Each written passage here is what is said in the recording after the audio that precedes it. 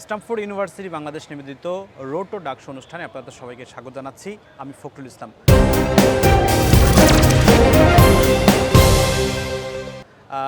এই ডাকসু নির্বাচনের উত্তেজনা আসলে সারা দেশে ছড়িয়েছে এবং এই ডাকসুতে আপনারা জানেন যে বিভিন্ন প্যানেল থেকে প্রার্থীরা প্রতিদ্বন্দ্বিতা করছেন। আমরা এই মুহূর্তে কথা বলবো ঐক্যবদ্ধ শিক্ষার্থী জোটের প্রার্থী ফাতেমা তাসনিম জুমার সঙ্গে। আপনাকে স্বাগত জানাচ্ছি। Thank you. তিনি মূলত গণতান্ত্রিক ছাত্র আন্দোলন এবং মুক্তিযুদ্ধ বিষয়ক যে পদটি রয়েছে সেই পদে তিনি প্রতিদ্বন্দ্বিতা করছেন। তার এই প্রতিদ্বন্দ্বিতা মূলত ছাত্র শিবিরের যে সমর্থিত প্যানেল ঐক্যবদ্ধ শিক্ষার্থী জোট, সেই জোটে তিনি অংশ নিয়েছেন।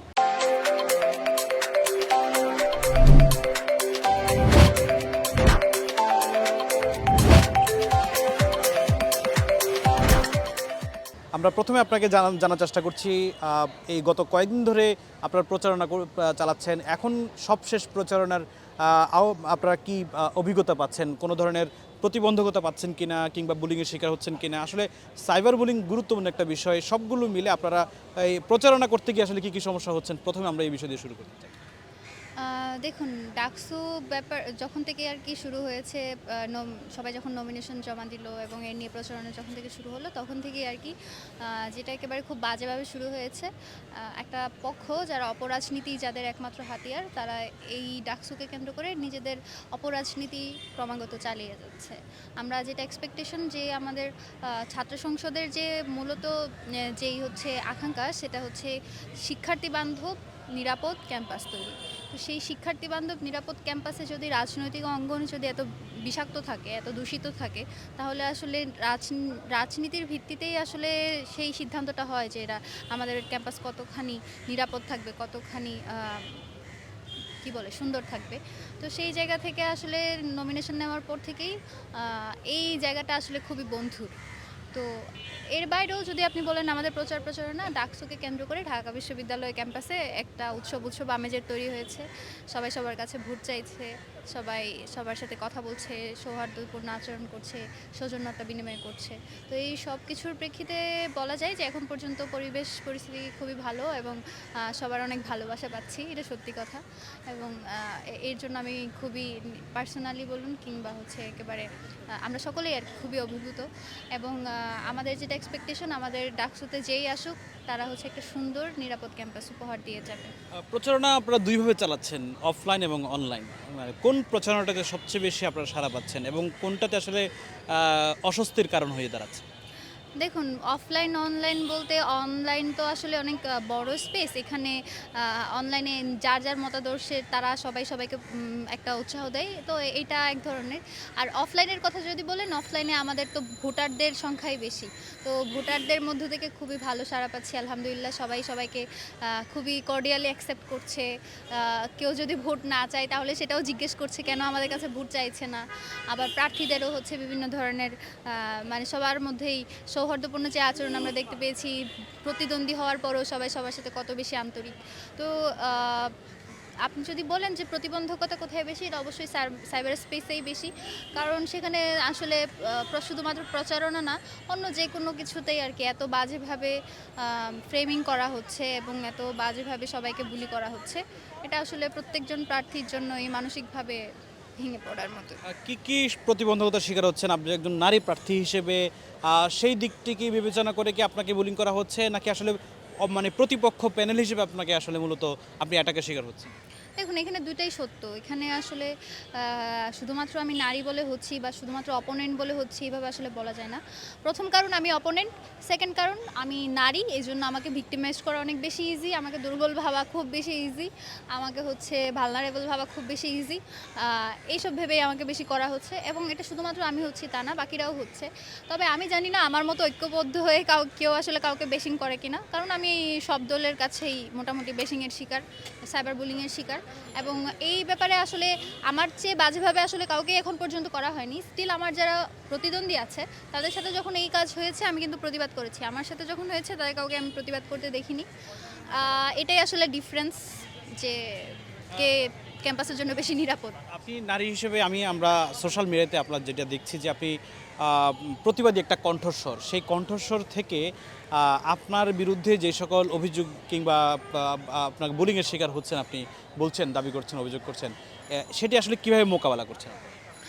দেখুন, এই জায়গায় আসলে আমাকে যদি বলতে হয় আমি যেভাবে মোকাবেলা করছি, আমি ধৈর্য ধরে বসে আছি। আমি প্রত্যেকটা জায়গায় নক করেছি লিগ্যাল স্টেপের জন্য। যারা করছে, যাদেরকে দিয়ে করানো হচ্ছে, এবং আমি আমার প্যানেল সহ সবাইকে অবগত করেছি। আমার প্যানেল এই ব্যাপারে জানিয়েছে যে কোনো ধরনের সাহায্য যখন আমি নিতে চাই তারা সেই সাহায্য করবে। আমি সব কিছু আর্কাইভিং করছি এবং আমি লিগ্যাল স্টেপেই যাব। তো আসলে এভাবে কাউকে দমিয়ে দেওয়া যায় না। সত্যি বলতে আমাকে যদি এবার দমিয়েও দেওয়া হয়, আমি না থাকলে বলার জন্য আরও 10 জন জুমা তৈরি হবে, এটাই স্বাভাবিক। কেউ কেউ তো কাউকে কণ্ঠরোধ করতে পারে না, বিশেষ করে আমাকে তো পারবেই না, কারণ এটা আমি এরকমই। এইভাবে আসলে আমাকে দমানো যাবে না।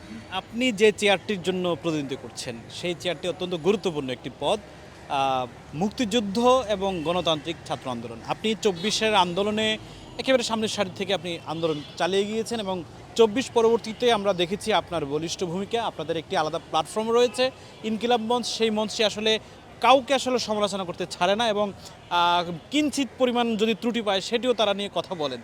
তো সেই জায়গাটি থেকে আপনি একজন প্রতিবাদী মানুষ হিসেবে আপনার প্রতিটি পদে কি আসলে এরকম প্রতিবাদী, না আসলে আপনি আসলে নরম মানুষ, কোনটা? আমি ইন পার্সন খুবই নরম মানুষ। ব্যক্তিগত প্রশ্ন হয়ে গেল। আমি ইন পার্সন খুবই নরম মানুষ, কিন্তু আমি নরম তাদের জন্য যারা নরম। আমি যারা কি বলবো, অসভ্য ইতর শ্রেণীর যারা আছে তাদের জন্য আমি আসলে নরম না। বিশেষ করে যারা নারীদেরকে এভাবে হ্যারাস করে তাদের জন্য তো আমি একেবারেই নরম না। এবং যেটা বলছিলেন যে আমাদের ইনকিলাব মঞ্চ গত 1 বছর ধরে প্রত্যেক ছোট থেকে ছোট অন্যায় যারা করেছে তাদের বিরুদ্ধে কথা বলেছে। এবং এটা আমি জানিয়ে রাখি, যদি আমার ব্যক্তিগত সার্ফেসেও যদি কেউ এই কাজ করে থাকে, ইভেন আমার প্যানেলেও যদি কেউ এই ধরনের অপরাধ করে থাকে, তার ব্যাপারে কথা বলতে কখনো আমি কার্পণ্য করব না। এবং আমরা বলেছি, এবং আমাদের ব্যাপারে যখন বিভিন্ন কনসার্ন এসেছে আমরা সেই সব কনসার্ন আমলে নিয়ে আমাদের সেই সব ভুল শুধরে নিয়েছি, যেটা অন্য কোনো প্রার্থী আসলে কখনোই করবে বলে আমার মনে হয় না। আপনি যে এরকম প্রতিবাদী মানুষ, আপনার কাছে কি মনে হয় না যে আপনার এই প্রতিবাদী মানুষের বা এই ভাবের কারণে যারা আপনাকে ভোট দেবে মনোভাব প্রকাশ করেছে, কিন্তু তা আপনি মনে করতেছেন যে কি না কি হয়, কোন ভুল করলে আর কোন ভুলটা সেই জমা বলে ফেলে, আর এই ভয়ে আসলে আপনার ভোট কি আসলে কমে যাবে কিনা, কি মনে হয়? ব্যাপারটা এই ভয়টা আমি মনে করি পাওয়া উচিত, যাতে কেউ ভুল না করে। এবং এই এই এই জন্যই তাদের আমাকে ভোট দেওয়া উচিত, যে আমি কখনো কেউ ভুল করলে সেটা বলতে আসলে কার্পণ্য করব না। এজন্যই আমি মনে করি সবার আমাকে ভোটটা দেওয়া উচিত, যাতে তার তার সাথেও যদি ছোট থেকে ছোট অন্যায় হয় সেটা নিয়ে যাতে তাদের যে আমি যদি নেতৃত্বে আসি, আমি তো তাদের রিপ্রেজেন্টেটিভ। তো তাদের রিপ্রেজেন্টেটিভ তাদের সাথে ছোট থেকে ছোট ভুল, যে ভুলই হোক সেই ভুলের সাথে ভুলের ব্যাপারে কথা বলবে, এটাই তো হওয়া উচিত এক্সপেকটেশন। এবং এরকম মানুষজন যদি নেতৃত্বে আসে তাহলেই তো দেশের জন্য সার্বিকভাবে মঙ্গল। আপনি কি মনে করেন কিনা, যেহেতু আপনি প্রার্থিতা দিয়েছেন বা আপনি নির্বাচন করছেন, প্রত্যেক প্রার্থীর আসলে নিজস্ব চিন্তা আছে যে সে কীভাবে পাশ করে আসতে হয়, আপনি জয়ী হওয়ার জন্য কি কি প্ল্যান করছেন, বা কি আসলে এমন কি আপনি কাজ করবেন যেটার কারণে আপনাকে ভোট দেবে? আপনি মূলত আমার ইশতেহার জানতে চান। তো আমার ইশতেহারগুলো আসলে আমি আমার একেবারে ওয়েবসাইট থেকে আসবে, তার আগে আমি বলতে চাচ্ছি না। তবে আমার যে ইশতেহারগুলো টুকিটাকি যে আমি কী কাজ করবো এটা আমি একটু ধারণা দিয়ে রাখি। যেমন ধরুন, আমাদের ৭১ নিয়ে অনেক ধরনের, আমাকে দেখেছেন গতকালকেও কত ধরনের প্রশ্ন করা হয়েছে, এবং কেন জানি না এই মুক্তিযুদ্ধ যেন কারো বাপের সম্পত্তি এরকমভাবে কুক্ষিগত রাখা হয়েছে, যেন সে ছাড়া অন্য কেউ মুক্তিযুদ্ধকে ধারণ করতে পারবেই না, মুজিববাদী না হলে কেউ মুক্তিযুদ্ধ সম্পাদক পদের জন্য লড়তে পারবেই না, এবং এই ব্যাপারে কথাও বলতে পারবে না। What is this? মুক্তিযুদ্ধ তো কারো একার সম্পত্তি না, মুক্তিযুদ্ধ করেছে বাংলাদেশের একেবারে আপামর জনগণ। আপনি মুক্তিযোদ্ধার সন্তান, এই জন্য একমাত্র মুক্তিযুদ্ধ আপনার, কিংবা আপনি একটা নির্দিষ্ট রাজনৈতিক দল করেন, এই জন্য মুক্তিযুদ্ধ শুধুমাত্র আপনার, এইটা তো আসলে হবে না। মুক্তিযুদ্ধ যে করে নাই তাকেও যে মুক্তিযুদ্ধকে ধারণ করতে হবে, এটা এস্টাবলিশমেন্টই তো আমাদের জন্য দরকার। কারণ বাংলাদেশের রাজনীতি, বাংলাদেশের এই যে টিকে থাকা, এটা তো মুক্তিযুদ্ধের ভিত্তিতে। তো সেটা তো আপনাকে এনশিওর করতে হবে। আপনি যদি এরকম হন যে মুক্তিযুদ্ধ হবে শুধুমাত্র আমার, আপনি যদি আদারিং করেন, তাহলে সেই মুক্তিযুদ্ধকে তো সবাই ওন করবে না। তো আমার যে কাজটা থাকবে, একেবারে জনপরিসরে মুক্তিযুদ্ধকে নিয়ে যাওয়া, যাতে বাংলাদেশের আপামর জনসাধারণ আমাদের মুক্তিযুদ্ধের সাথে রিলেট করতে পারে। এর জন্য আমি মুক্তিযুদ্ধ রিলেটেড যে আমাদের ইভেন্টগুলো আছে, যেমন আমাদের 25শে মার্চ, 26শে মার্চ, আমাদের 16ই ডিসেম্বর, এই আয়োজনগুলোকে আমি একেবারে জনপরিসরে নিয়ে যেতে চাই, যাতে হচ্ছে বিশেষ করে একদম ছোট থেকে ছোট যে আমাদের অর্জনগুলো রয়েছে, সে প্রত্যেকটা অর্জন, যেই অর্জনের জন্য আমাদের ভূমির সন্তানেরা রক্ত দিয়েছে, সেই প্রত্যেকটা অর্জনকে মেনস্ট্রিম করে তুলতে হবে, সেগুলোকে সেলিব্রেট করতে হবে, এবং সবচেয়ে বড় ব্যাপার সেগুলোকে একাডেমিয়াতে শিফট করতে হবে, যাতে এটা একটা রিসার্চ ম্যাটেরিয়াল হয়ে ওঠে। এটা নিয়ে যাতে বাইরে থেকে কেউ যদি রিসার্চ করতে চায়, যেমন এখন অনেকে দেখবেন যে অনেক কিছু নিয়ে রিসার্চ করে, যেমন অনেকে হচ্ছে হলোকাস্ট নিয়ে করে, তারপর হচ্ছে হুতিদের যে ছিল, গণহত্যা ছিল, সেটাও এখন আমাদের কোর্স ম্যাটেরিয়াল। তো সেই আমাদের এই যে আন্দোলনগুলো, এগুলো যাতে কোর্স ম্যাটেরিয়াল হয়ে ওঠে, পাঠযোগ্য হয়ে ওঠে, সেটার ব্যবস্থা ইনশাল্লাহ আমার করার চেষ্টা থাকবে। এবং সর্বোপরি আমাদের যে জনতার বিজয়গুলো, সেগুলোকে জনতার হাতে ফিরিয়ে দিতে হবে। আপনি বলছিলেন শুধু মুক্তিযুদ্ধের কথা, আমরা তো 2400 দেখেছি যে নিরস্ত্র শিক্ষার্থীরা কীভাবে অস্ত্রের মুখে তারা জীবনকে কীভাবে বিলিয়ে দিতে দেখেছি।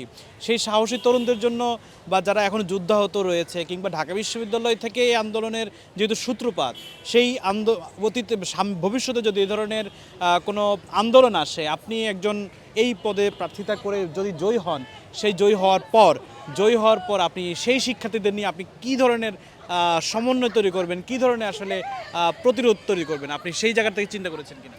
দেখুন, 24 নিয়ে আমাদের অবশ্যই চিন্তাধারা আছে, যেহেতু আমার রাজনীতিতে আসার শুরুই হচ্ছে 24 থেকে, 24-এর প্রতি ভালোবাসা থেকে, এবং 24-কে টিকিয়ে রাখার, 24-কে এস্টাবলিশ করার সেই আকাঙ্ক্ষা থেকে। এখন আবার অনেকে দেখি 24-কে 71-এর মুখোমুখি করতে চায়, অনেকে এই বয়ান বাজারে ছাড়ে যে 24 দিয়ে 71-কে ঢাকতে চায়। এইটা যারা বলে, আমি মনে করি তারা 24-কে আন্ডারমাইন করার চেষ্টা করে। তারা 24-কে এমনভাবে পোট্রে করতে চায় যেন 24 খুবই নগণ্য, আমাদের 90-এর মতো কিছু।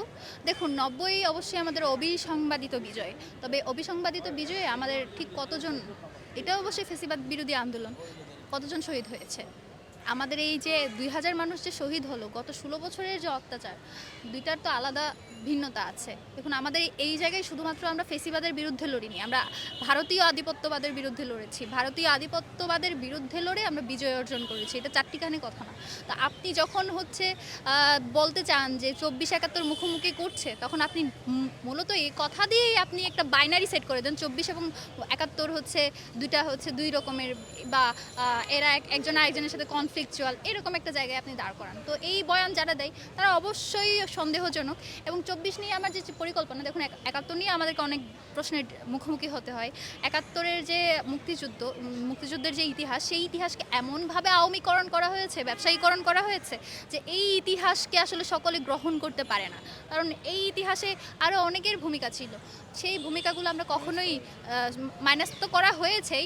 এবং আপনারা জানেন যে মুক্তিযুদ্ধের মানে যারা রাজাকার, তাদেরকে কারা পুনর্বাসন করেছে, সবচেয়ে বেশি পুনর্বাসন করেছে কিন্তু আওয়ামী লীগ।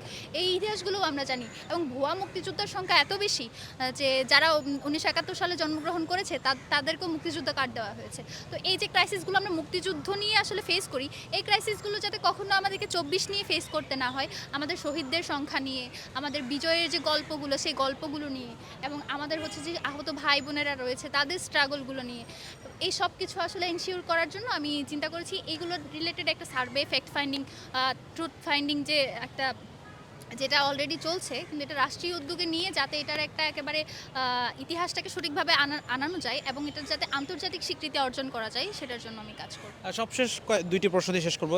একটি হচ্ছে এই 24-কে কেউ আবার চেতনার ব্যবসা হিসেবে ধরবে কিনা, এটা একটা প্রশ্ন।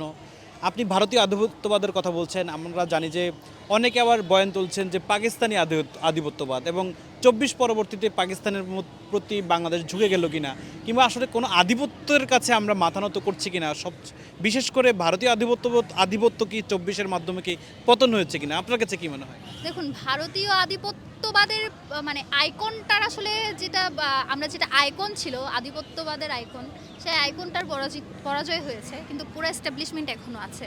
দেখুন, আমরা দেখুন কালচারালি আমাদেরকে কত বেশি ফাইট করতে হচ্ছে।